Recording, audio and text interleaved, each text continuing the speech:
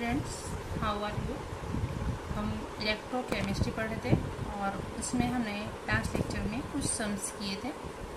इस चैप्टर के लिए वैसे भी सम्स ज़्यादा इम्पोर्टेंट है। 3 मार्कर क्वेश्चन में इसका एक सम पूछा ही जाता है, तो सम्स की प्रैक्टिस इस चैप्टर के लिए कुछ ज़्यादा ही करनी है, इसलिए मैं सारे सम्स करवा रही हूँ आपको। हमने लास्ट लेक्चर में सामिस्थिरांक के सम किए थे और नष्ट समीकरण का यूटिलाइजेशन कैसे होता है वो भी सीखा था, उसके भी हमने सम्स किए थे।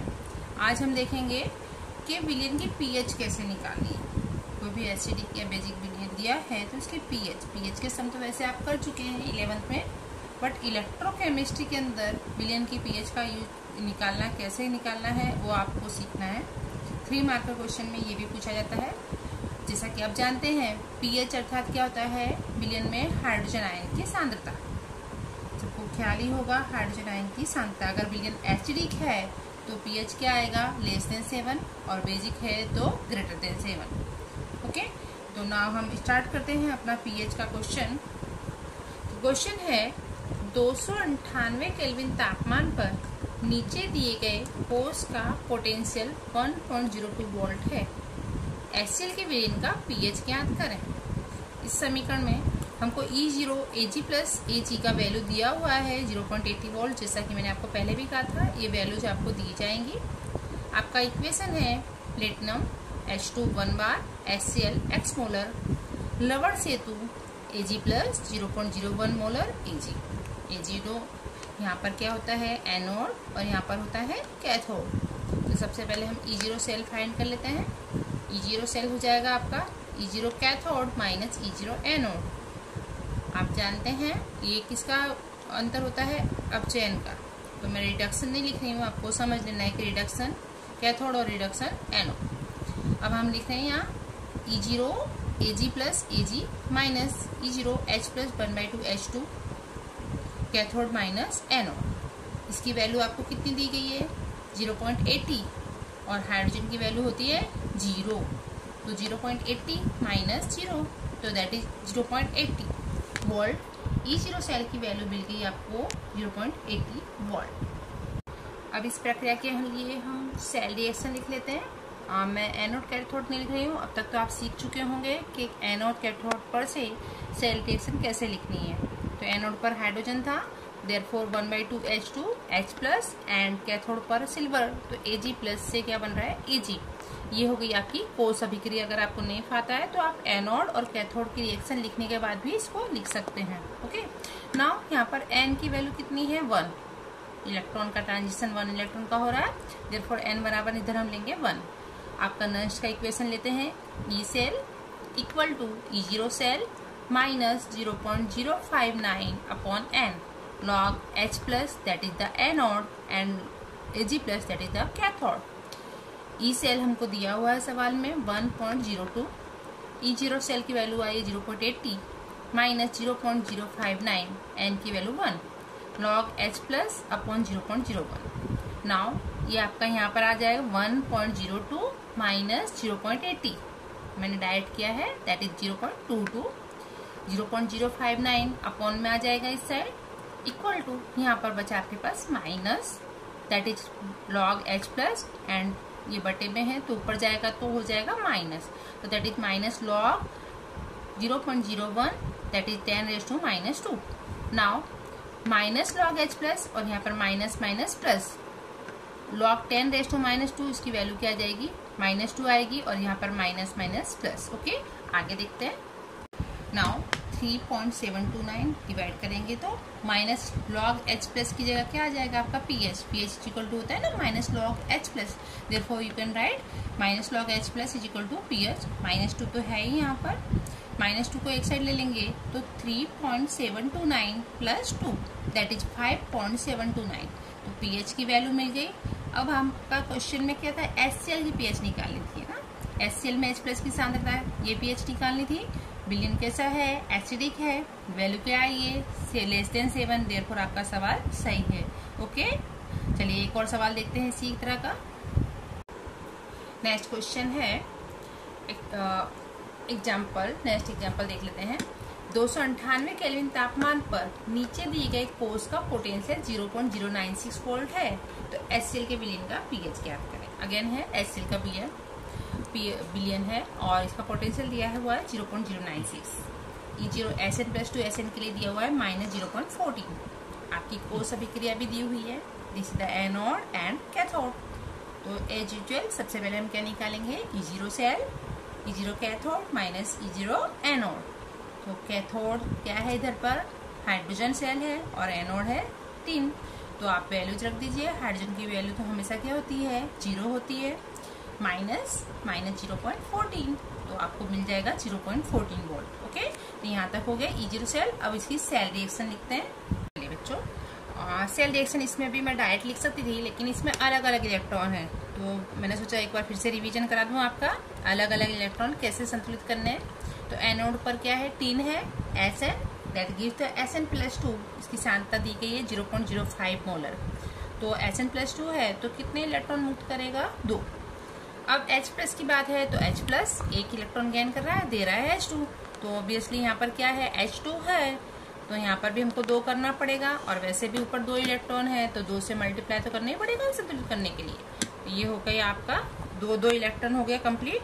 अब आपकी सेल रिएक्शन क्या हो जाएगी, ये हो गया आपका Sn, यहाँ पर आ जाएगा 2H+ x molar, that gives the Sn+2, that is the 0.05 molar and plus H2 gas. Okay, ये हो गई आपकी सेल रिएक्शन। क्लियर। तो जब भी अलग अलग इलेक्ट्रॉन होते हैं तो हमको इलेक्ट्रॉन संतुलित करने पड़ते हैं।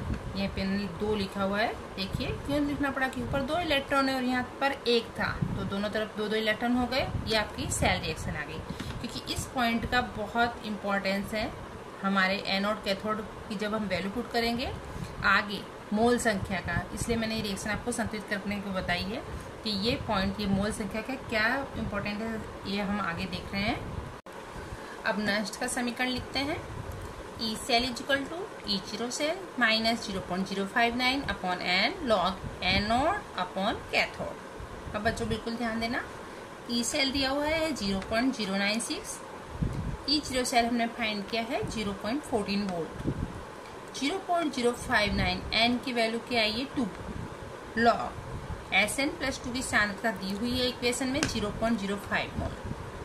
यहाँ H+2 मैंने बताया था ना मोल संख्या का इम्पोर्टेंस, H+ के आगे कितना लिखा हुआ है, 2।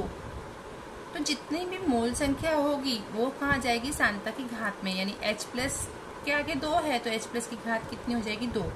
इस चीज को आपको बिल्कुल ध्यान रखना है, चाहे वो एनोड पर हो चाहे कैथोड पर हो, यहीं पर मिस्टेक होने की जो संभावना होती है वो यहीं पर होती है। अगर आपने इसमें जरा भी, अगर इसको अकेले हमने H लिखा है, वहीं से हमारा सवाल गलत होना चालू हो जाएगा। तो बिल्कुल इस चीज को ध्यान रखना है, H+ का स्क्वायर।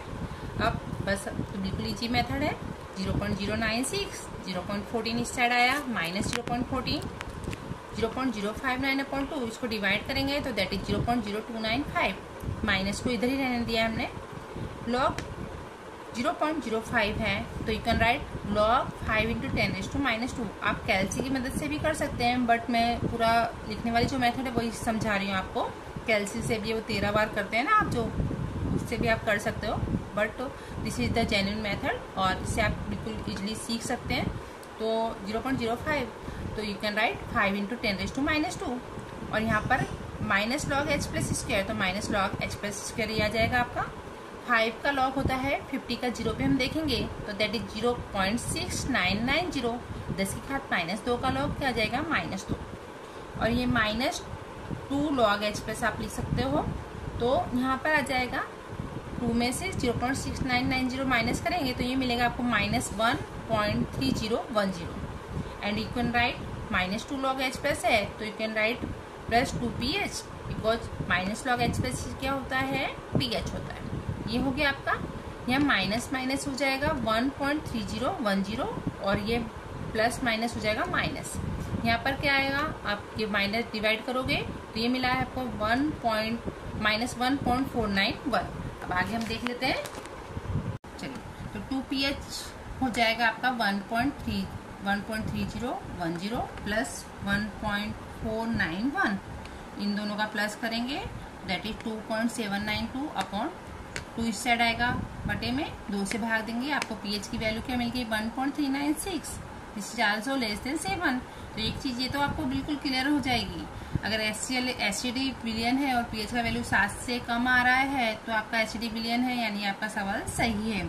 तो पीएच के सवाल बहुत ईजी, और ये वाला सवाल तो बोर्ड में 2-3 बार पूछा भी गया है, इंपॉर्टेंट सवाल है। पीएच के सवालों की प्रैक्टिस अच्छे से करेंगे। एक और पीएच का ही छोटा सा सवाल और हम देख लेते हैं।